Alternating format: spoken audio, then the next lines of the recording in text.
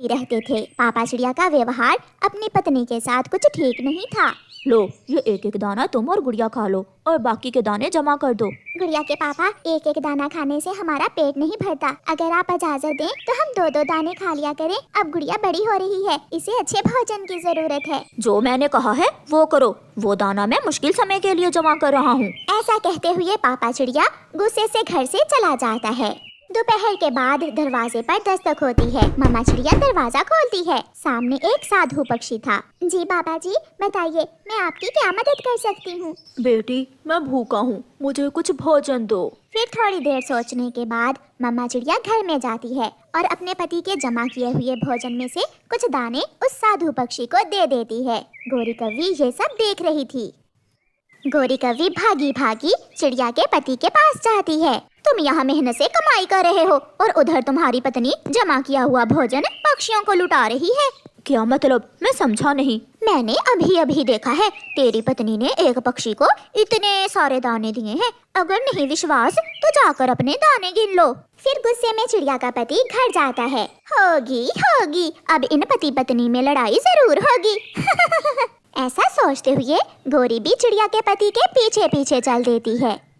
क्या तुमने किसी को दाना भी दिया है? बैठे, आप इतने गुस्से में क्यों हैं? मैंने जो पूछा है वो बताओ। हाँ दिए हैं, लेकिन वो पक्षी साधु। निकलो निकलो मेरे घर से। तुमने मेरी इजाजत के बिना किसी को दाना क्यों दिया? आप मेरी बात तो सुने। मुझे तुम्हारी कोई बात नहीं सुननी। मैंने कहा निकल जाओ। तुम अभी के अभी मेरे घर से निकल जाओ। गुड़िया की मम्मा रोने लग जाती है। जब दिल चाहा निकलो मेरे घर से। आप कई बार ऐसा कह चुके हैं। चलो गुड़िया, अब हम भी इस घर में नहीं रहेंगे। आप मेरी बात ही सुनने के लिए तैयार नहीं है। गुड़िया मेरे पास रहेगी, गुड़िया कहीं नहीं जाएगी। छोटी गुड़िया कभी अपने पापा की तरफ देखती तो कभी अपनी मम्मा की तरफ। वो तो रोए जा रही थी। चुप कर जा बेटी, अगर मैं गई तो मैं आपको अपने साथ ही लेकर जाऊंगी। दफा हो जाओ, मेरी आंखों से दूर हो जाओ मनहूस। रोती हुई मम्मा चिड़िया तोते और कबूतर के पास जाती है। अगर वो मुझे अपने घर में नहीं रखना चाहते तो आप मुझे मेरी बेटी लेकर दें। मैं अपनी बेटी के बिना नहीं रह सकती। चिड़िया बात करते हैं, मगर मुझे नहीं लगता कि तुम्हारा पति तुम्हें गुड़िया देगा। फिर चिड़िया तोते और कबूतर को लेकर वापस घर जाती है। पापा चिड़िया भी कौवे और कौवी को लेकर अपने घर के बाहर ही बैठा हुआ था। वो आ रही है तोते और कबूतर को लेकर। आए बड़े फैसला करने वाले। मानो अगर तुम गुड़िया की मम्मा को अपने घर में नहीं रखना चाहते तो गुड़िया को अपनी माँ के साथ जाने दो। ये अभी छोटी है। रुको रुको तोते, ये इनके घर का मसला है। तुम क्यों आए हो यहाँ? एक तो अपने पति का मेहनत से जमा किया हुआ दाना दूसरों को खिला रही हो और ऊपर से झूठे आंसू बहाकर सच्ची हो रही हो। गुड़िया मेरे साथ ही रहेगी। मैं अपनी गुड़िया के बिना नहीं रह सकती।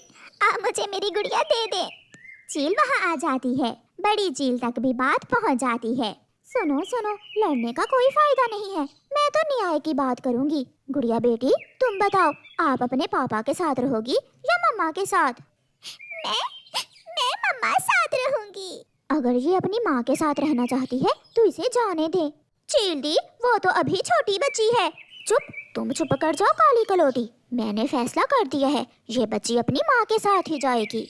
ऐसे गुड़िया की मम्मा अपनी बेटी को अपने साथ ले जाती है। मम्मा, हम नाना के पास जाएंगे क्या?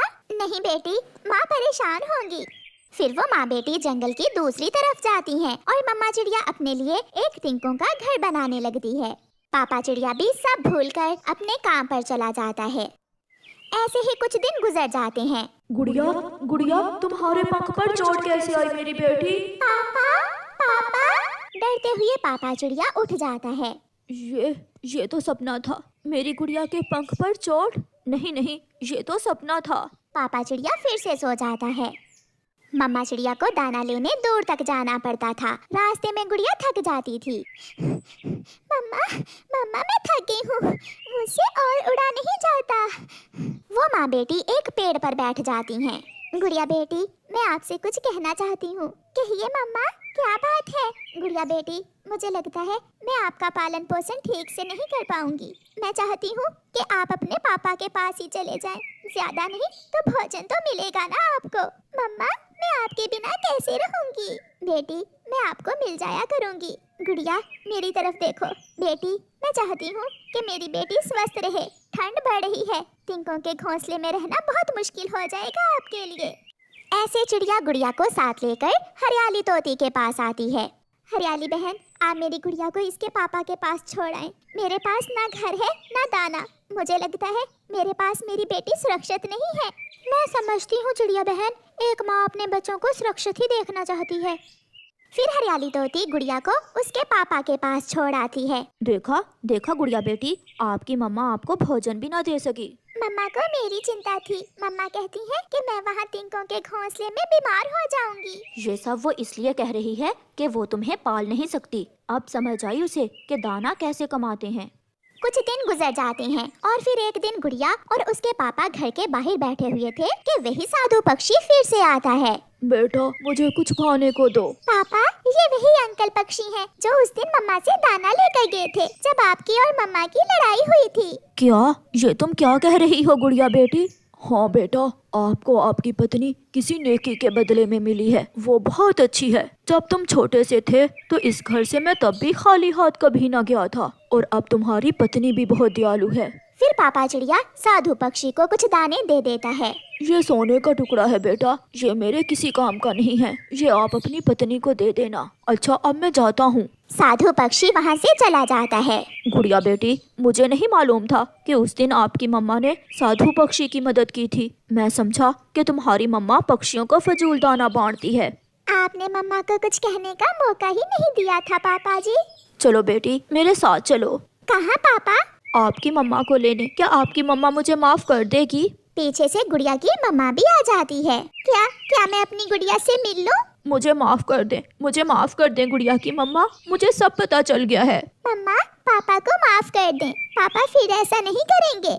अगर उस दिन आपने मेरी बात पूरी सुनी होती तो ये सब ना होता।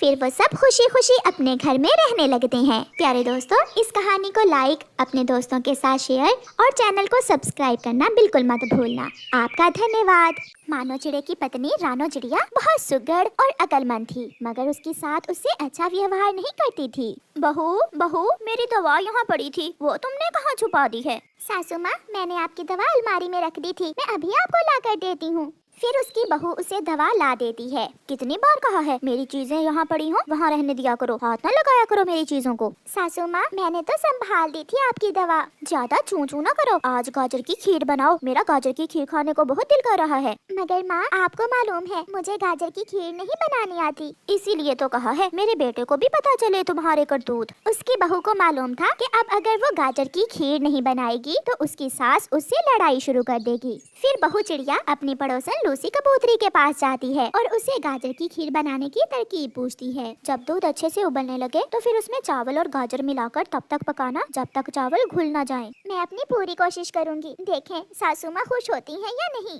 फिर अपने घर जाकर बहू चिड़िया गाजर की खीर बनाना शुरू करती है। शाम को उसका पति भी घर आ जाता है। माँ, कहाँ है आपकी बहू? सुबह से रसोई में गाजर की खीर बना रही है, देखो क्या गुल खिलाती है। सासू माँ, खीर तैयार है, मैंने ठंडी भी कर ली है।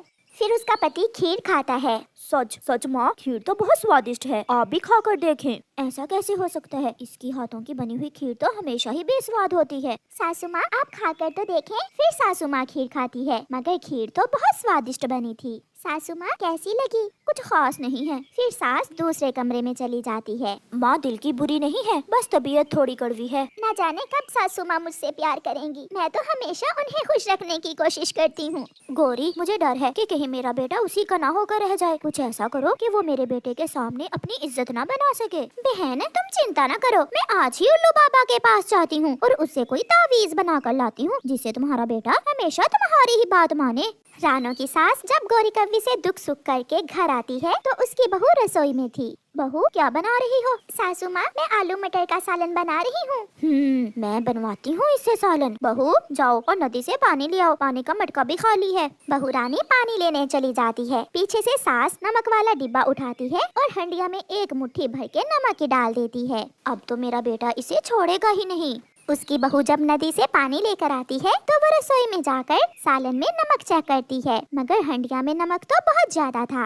ये कैसे हो सकता है? हंडिया में नमक ज्यादा क्यों है? शायद सासू माँ का काम ही है। मैं इसका उपाय जानती हूँ। सासू माँ, आप चिंता न करें, फिर बहू हंडिया में थोड़ा शोरबा बढ़ा देती है और गूंदे हुए आटे का एक पेड़ा सालन में रख देती है जो नमक को जज़ब कर लेता है। शाम को जब उसका पति आता है तो वो बहुत मजे मजे से खाना खा रहा था। ये देखकर उसकी माँ बहुत हैरान थी। बेटा, क्या सालन में नमक ठीक है? हाँ माँ, आप खाकर तो देखें, बहुत मजे का सालन बना है आज। सासू माँ, अगर नमक ज्यादा हो जाए तो मेरे पास टिप्स हैं जिनसे नमक को कम किया जा सकता है। ये सुनकर उसकी सास बहुत हैरान हो जाती है।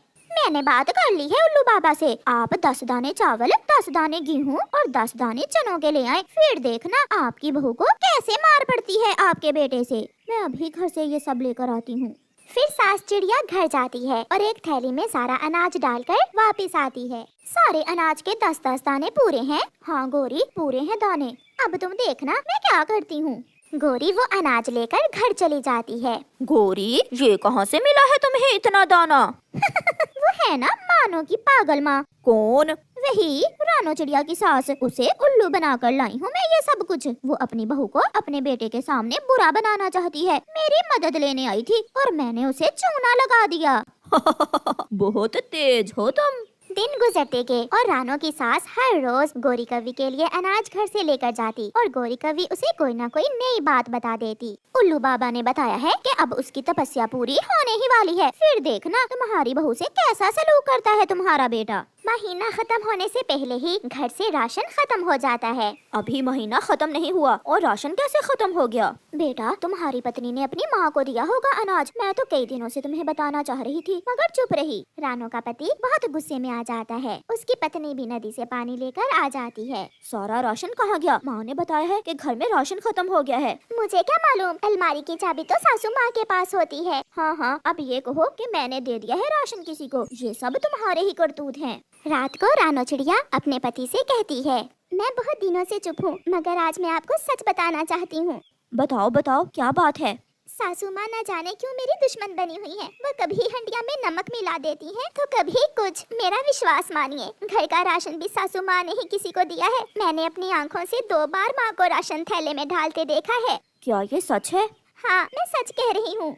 फिर दूसरे दिन मानो चिड़ा काम पर जाने की बजाय घर के बाहर एक पेड़ के पीछे छुप कर बैठ जाता है। उसकी माँ थैले में अनाज डालकर गोरी कवि के घर की तरफ निकलती है तो उसका बेटा भी पीछे पीछे चल देता है। आज आखिरी दिन है, कल तुम्हारी बहू का जो हशर होगा वो पूरा जंगल देखेगा। जंगल देखे ना देखे, बस मेरा बेटा उससे प्यार ना करे। मुझे डर है कि मेरा बेटा कहीं उसके प्यार में माँ को ही ना भूल जाए। ये सब सुनकर उसका बेटा पेड़ के पीछे से सामने आ जाता है। माँ, मैं आपको शर्मिंदा नहीं करना चाहता मगर माँ, आप बड़ी हैं। अगर बड़े ये सब करेंगे तो छोटों का क्या हाल होगा? वो बहू है आपकी, दुश्मन थोड़ी है। दुश्मन तो ये काली कवि है आपकी। मानो के आते ही गोरी कवि तो वहाँ से भाग जाती है। बेटा, मुझे माफ कर दो। मैं समझ रही थी कि अगर तुम अपनी पत्नी के होगे तो मुझे भूल जाओगे।